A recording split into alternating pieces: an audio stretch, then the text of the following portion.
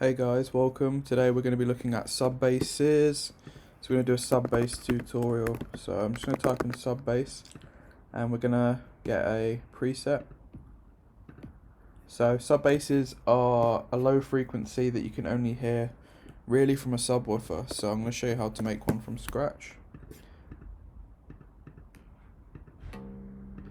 So just going to turn my volume up. So even a plucky bass like this, if we were to go a few octaves lower than we normally would, so let's go to C2, which is 1 octave lower than I normally would. I'm just going to loop this, and so there's a few ways we can turn this into a sub bass. So one way that's quite useful is if we get an auto filter and we lower the filter frequency. And if we just get the low frequencies, we're just going to get the sub area. So you can hear how that's a much lower frequency.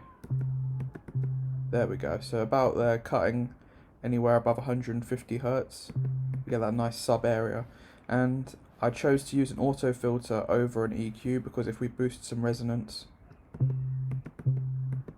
we get quite a nice sub frequency with some vibrato.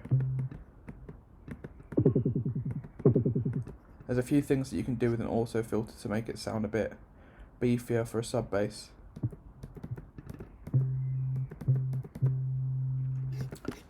So we could use an EQ, but we don't really get that resonance boost that we do from the auto filter. So let's try and do the same thing with an EQ8. So this is an easy way to get a sub bass, just roll off the top end of the sound.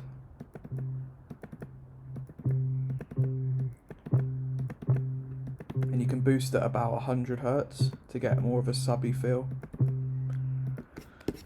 In terms of processing techniques for the mix down, if you load a saturator onto your onto your sub bass, and I like to use Sinoid Fold, you get a nice warmer, richer sound. We can boost the bass here,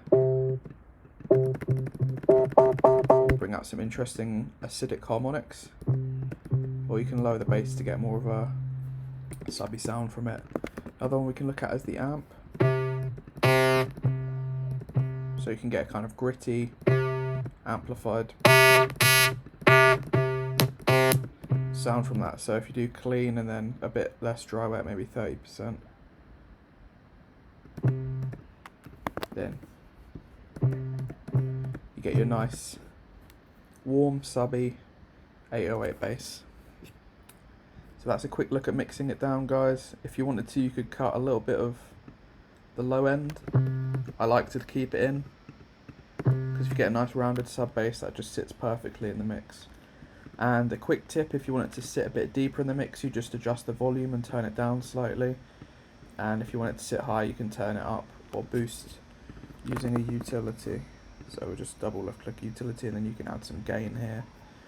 And another tip, if we get a compressor, we can boost the output to also boost the gain, and you get a visual representation here, which is quite nice.